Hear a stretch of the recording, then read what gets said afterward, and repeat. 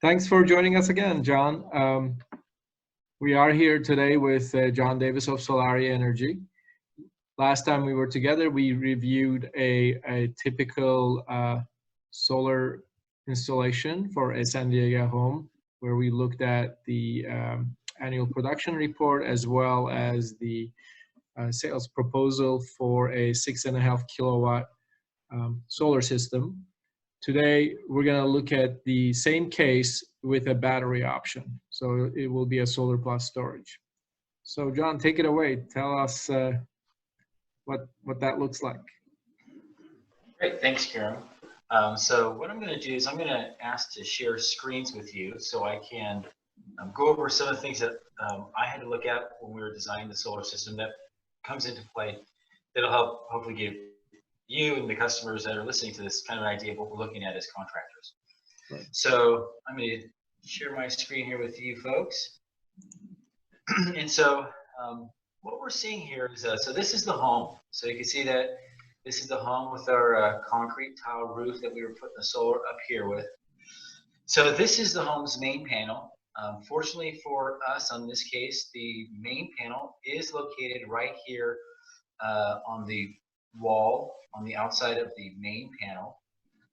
The reason why that's important is because there's a couple of things that we're going to need to do. So with the solar system is going to be all located up here, and then there'll be a conduit that'll be coming down, likely coming down along this, this valley here in between the walls and sneaking down and over. Since this is a living space, we can't just go straight from the roof down. So likely there'll be a conduit exterior that'll come down, maybe into the garage and come through here. But with a battery, we've got a whole bunch more equipment that we need to be mindful of. In addition to that, this particular solar panel is not going to be large enough to handle the system size that we're going to need. So this is the panel for the home. So you can see that this particular panel, the main breaker here is 100 amps. So this is a 100 amp breaker, and we also have these other large loads on it already. A 60 amp dryer, a 40 amp range, and there's another 50 amps down here, likely for an air conditioning unit. So that's a lot of load for this 100 amp panel. So the other thing that we want to look at is, we know that the breaker size is 100, but what is the actual capacity of the panel? So if you open up the door on one of these main panels, there's usually a sticker on that underside of the panel there. And so this is what we're looking at here. The main rating of this panel is 125 amps.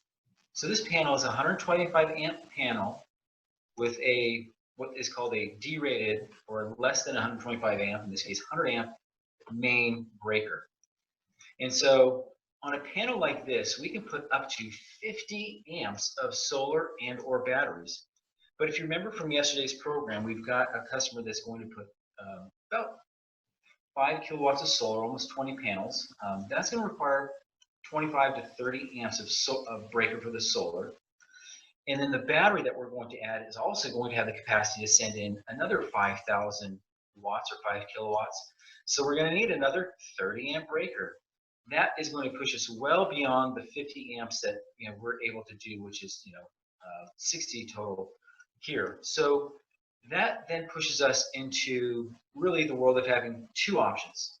So the options that we have are going to be, we either A, upgrade this main panel to a 200 amp system, and in order to do that, we have to make sure that SDG has enough wires that come from their transformer and feed your main panel that we can put this as a 200.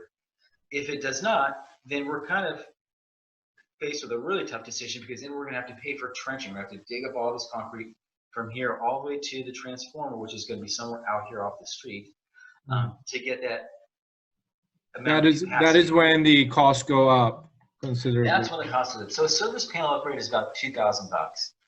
You do get the tax credit on it, so it's not the end of the world, but it's certainly something you want to avoid. Yeah, that's the cost. The $2,000 is the cost for a typical panel upgrade. Right, and if you have to do 50 trenching, amps to 100 amps. Right. So since since we know that we need to do something here, and trenching and doing a service upgrade is really not attractive, what we can do as an alternative is what we can do is we can wire this home up the way that we create whole home backup systems. And the way that we do that is, instead of operating and landing all of our solar on this panel here, what we do is we take all the wires that are coming out of this panel and feeding the home's electric system, and we pull them out and we put them into a new 200 amp panel here in the garage. So now we have a 200 amp panel that everything is resting on. So now we're not constrained to that 50 amps. We can put the solar system, we can put the battery, and all the homes load in here, and then And this possibly an EV charger in the future, probably. All of that. and an EV charger, absolutely. And this guy will then backfeed to SDG&E. So we're not constrained to this little box here. We have a much bigger capacity or island of power over here. So in this proposal, we're going to assume that rather than doing the service upgrade, because really a service upgrade says, well, cool, I'm going to get 200 amps of service capacity from the utility. But that's really not what we're looking for. We're looking for the opposite of that. We're looking to get less from the utility and having more capacity to be independent and provide our own power. So service upgrade is the longest way and the most expensive way to get what we want, which panel rewire, what we will call a panel rewire, is going to be the strategy that we will employ on this particular bid. So we'll just kind of go with that, and then we're going to jump back over into here. We're going to take a little bit deeper dive into the numbers. So this is our customers' usage here on a monthly basis, so fairly consistent. And these were the panels, the type of panels. Just so you know, I'm still seeing the side of the house picture. Okay, let me let me update my Zoom here. Have you changed screens at all since now? Because the whole time we were looking at the picture. Okay, just one. Okay, well, I did look at this here. Oh, okay, got it. So I'm sorry if I didn't show this is the main panel that I was talking about here. Okay. So this is the main panel with the breakers in it. Mm-hmm. So you can see the 100 amps here. Yep. The 40 and the 60. And then another 50 amps for the AC. Yep. So this panel is actually already out of code. So this panel already is set up illegally. So I didn't tell my customer, but part of what we're going to do is we're going to make his house legal and safe again. Because right now he has a 100 amp breaker. So this breaker is saying that he can take up to 100 amps of SDG's energy. However, if he were to turn everything on, he would need 116 amps, and so his breakers would all trip. So we're going to fix that problem with the panel rewire that we're going to do. And then this was the sticker that I was referencing in there. So underneath this main panel is this sticker. And in this sticker here, it's a General Electric panel. It says right here in this little print, we've got 125 amp main. So these are what we look at as a contractor when we're coming out to your house. We're first looking at your main panel. We see that main breaker to see what that delivery size is. And we look at the bus bar to see what the true capacity of that panel is. And with that, that's how we get to the capacity. So now we're taking a quick look at the backbone of our proposal tool, which this is all formula, so there's no secret here. And this is your own Excel? This is our proprietary software. Yeah, so this is what we're building out when I'm at a site. So we're putting in the azimuth, the tilt, the type of the roof, the set and orientation of the panels, if we have batteries or not, the city that will tell us the permit costs. And so in this particular case, we've got the 19 panels, which is $20,000. We're going to add 1 Tesla Powerwall, and it's installed behind the service panel. And yes, we're going to have to move all of the circuits to a new 200 amp panel. So this is how we are able to work up our proposals here. It's somewhat automated, but we have to do the site survey to get this information. So now we'll go back over here. Can you share with our viewers the meaning of behind the service, behind the service panel? Because in solar, there's this term in front of the meter, behind the meter. So what that means?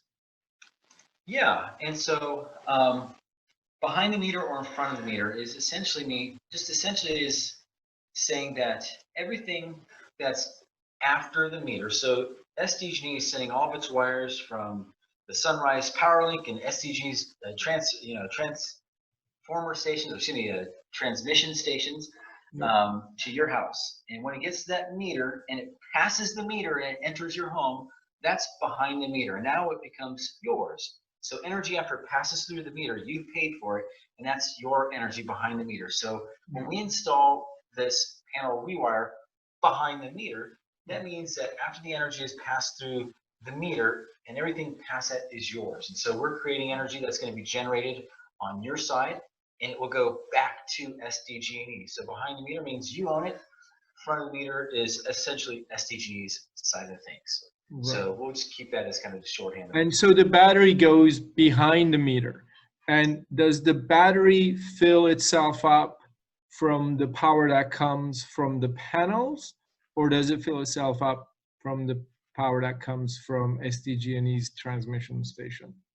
Right. And so the panels, panels will be powered by the solar system, and we will design and program our batteries not to be charged from the grid for the most part. There are some instances where it will, but for the most part, the solar and the battery are going to be working together, and the priority for the energy. So when you have this system set up on your house, the solar panels will first push that energy into the home. So the home has first call with the solar system's energy.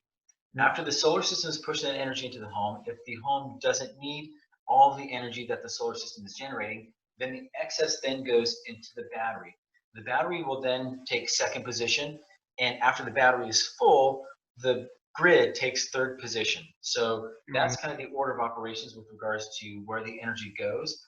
And for the most part, you will go back and forth between your solar system and your battery. But let's say if you drain your battery in the middle of the night, then that's when the grid will kick in and will power your home until the morning when the solar system turns back on and then powers your house, refills your battery, and we go through that cycle.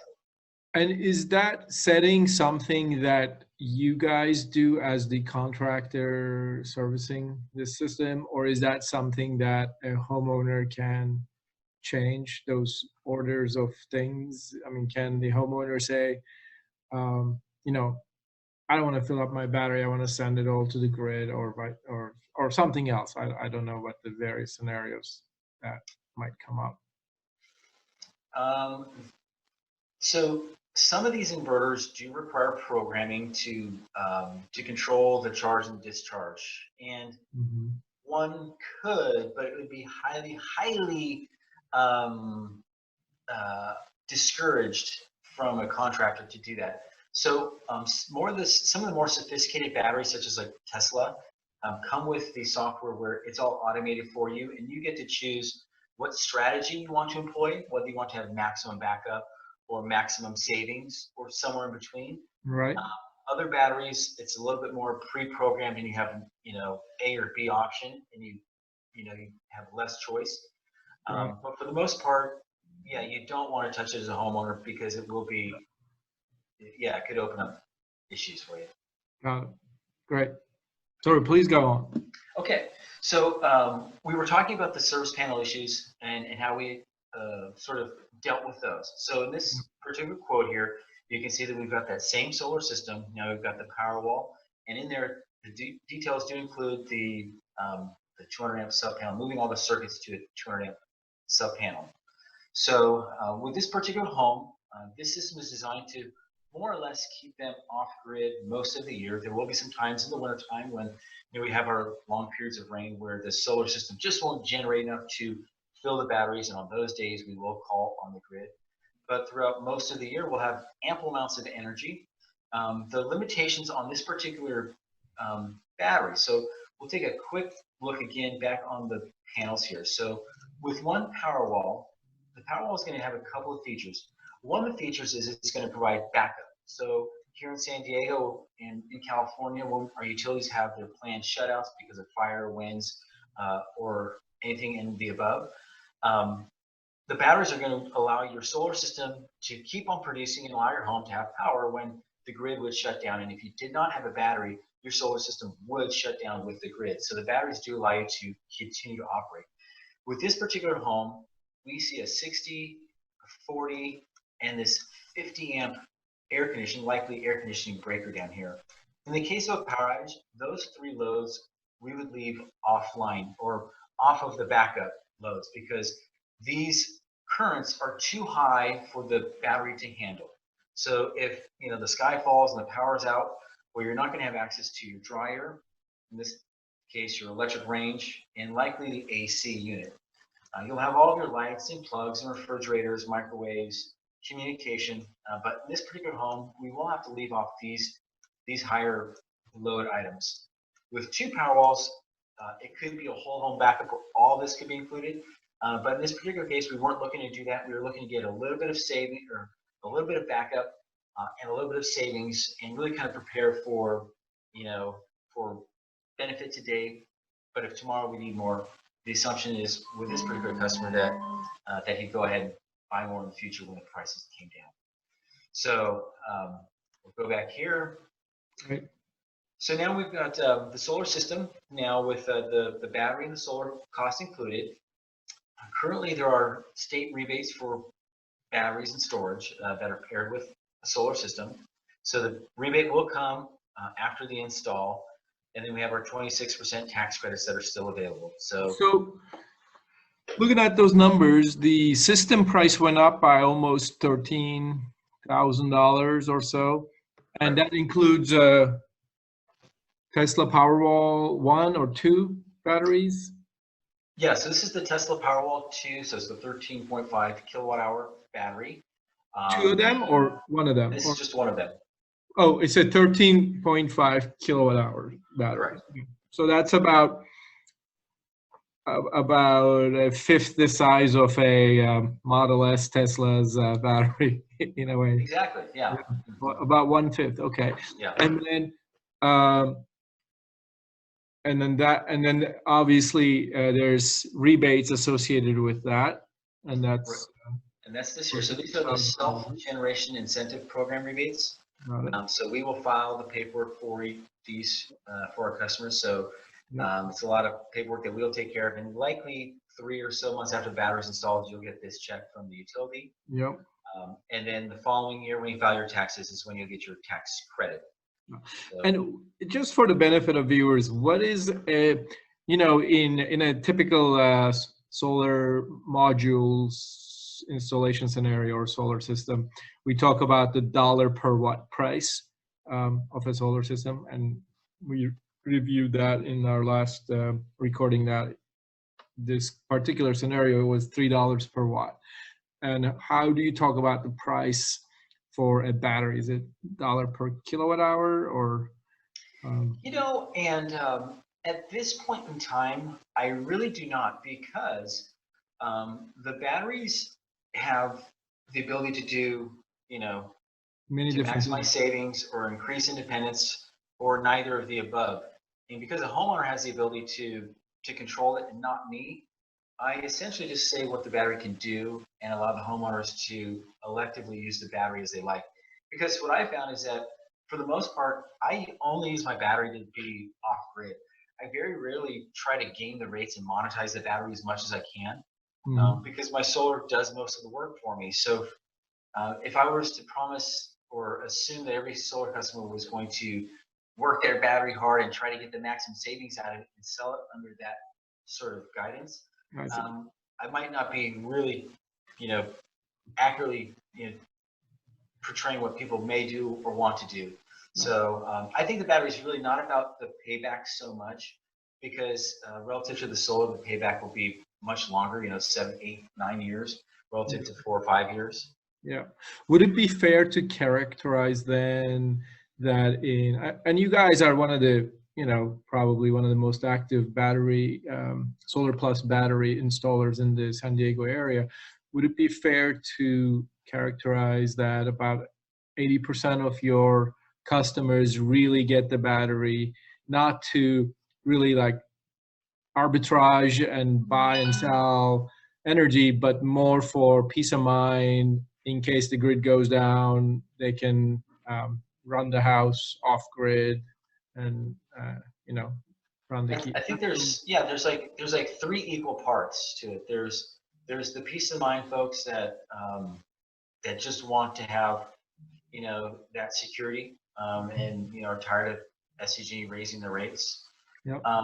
There are 30% of folks that are coming back because when they bought solar, they really kind of assumed that there was some sort of backup capacity, and when they bought the solar system, the savings was really the benefit that pushed them to purchase, but they really wanted the backup. And so now folks are saying, great, I finally can have backup and savings. And so those are, you know, 30%.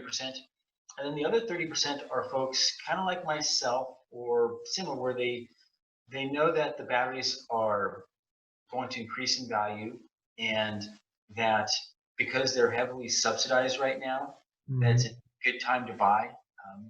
Because as we mentioned in the earlier segment, you know, rates are changing, and having the ability to control your energy is really the strategy that SDG is going to pay you the most for, give you the most incentive for. So taking the hit now on a battery is going to provide me the extra savings, the peace of mind, and you know, it's not as fast a payback as the solar, but I think the incentive was deal enough for me. One thing that I know from my previous years is that these batteries do have thousands and thousands of cycles for their lives. Right. What is the usual, like you guys sell Tesla and LG Chem, what are the, I guess the term is how many? Yeah. What's the term? Is it called life cycle or cycle time, or how many cycles can it run? How many times can you deplete it and refill it and deplete it? Yeah. And so, yeah, the cycles that, you know, with LG and Tesla, basically lithium ion batteries, one cycle means taking it from full to empty. So, you know, if you discharge it halfway, then every 2 days you have one cycle. Yep. So Tesla and LG are both designed for around 7,000 cycles. LG maybe just a little bit less. That's but 20 years about, right? Yeah, that's exactly. It's about 18 or 20 years of discharging it fully every day. So its design life is, I think, going to match or, you know, pair with your solar system. Solar systems may have a longer life, but for, you know, how long we live in homes, it should be all we need. Great. Okay. So now, so now we're kind of looking at the numbers here. So this solar system, you know, at 33, after the rebates, ends around 22. Yep. So we kind of take a quick look at our finance payments really quickly here. So for a 12-year loan, we'll go into these later. You're looking at around a 220, 230. You extend it out longer, you know, payments can be as low as, you know, 180. So 12-year loans tend to be right here around the sweet spot for most solar loans. But with the solar and the battery, you can see that you get immediate cash flow savings with the all-in solar and battery system. So pretty good deal. And then we'll just take a quick scroll down and we'll compare the payback periods.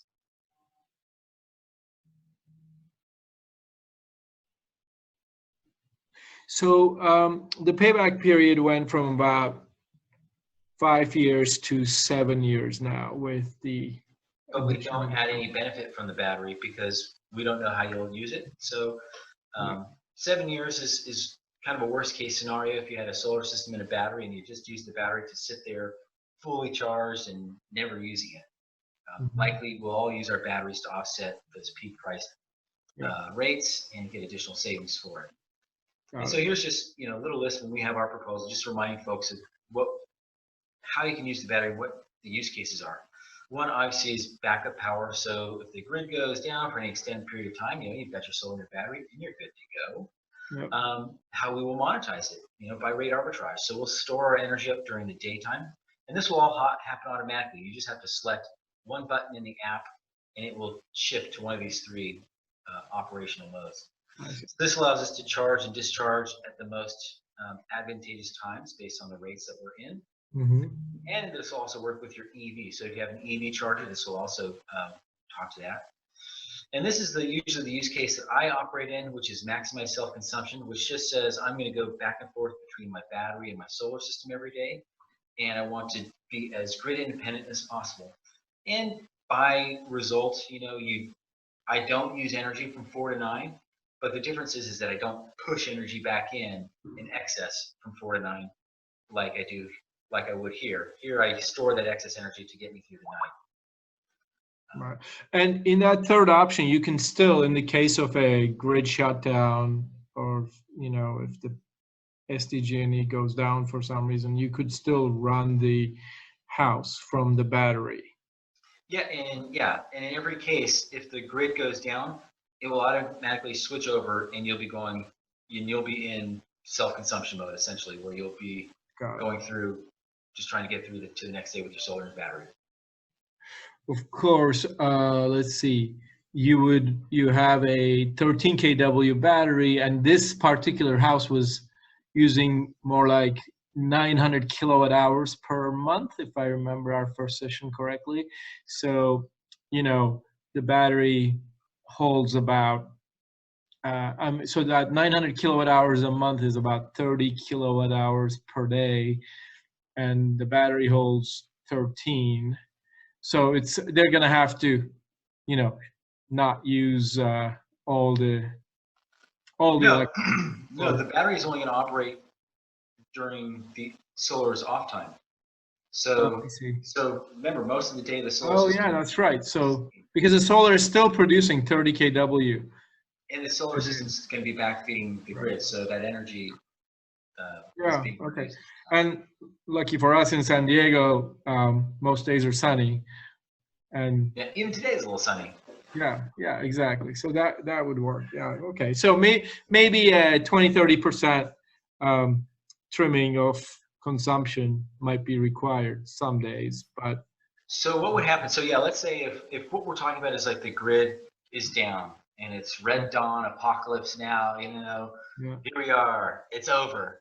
Then what will happen is throughout the spring and the fall, you'll be good. You won't have to really curtail anything, especially because we're going to have this AC. If it was, Right.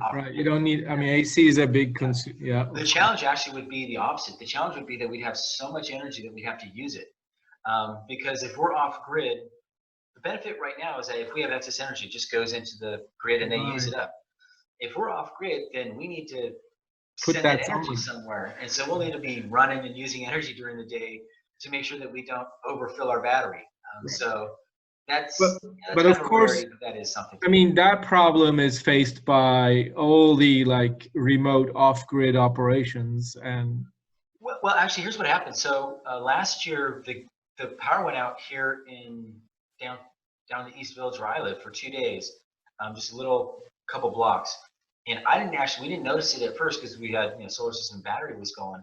But what happened in the middle of the day was the solar system had filled up my battery, and the battery was full, the solar system was producing, and my system tripped because I had excess energy. And I didn't know what to do until I figured out. Then I cranked up my AC and started to pull the energy out of my battery. So, that was. You can call some neighbors who have electric vehicles and plug on in. Their cars. Free gas. Right. Got it. Okay. Exactly. So so for most of the year. So when it tripped, what did you do to fix that, or did you? I turned on my air conditioner.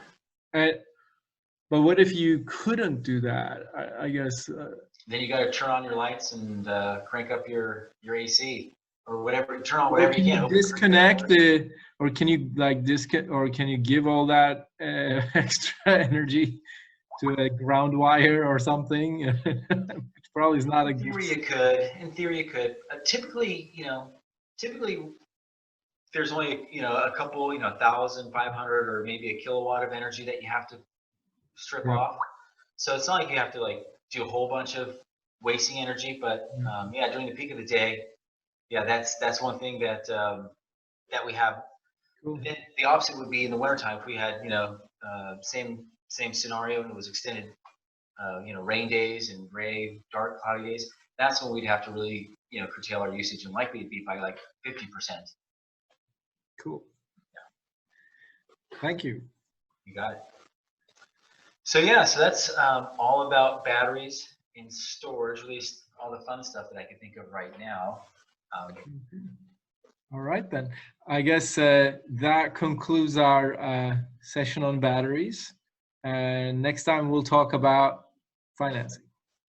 Yeah, we'll take a deeper dive into these finance options as well as others out there, and just kind of give an update on things because actually just recently rates have come down. So, so there'll be some new updates that we'll talk about in addition to just all the different options that are out there and how some are better than others for different folks, and really what's right for your neighbor may not be best for you, but we'll hopefully find something. Great. Thank you, John. Cool. Good talking to you.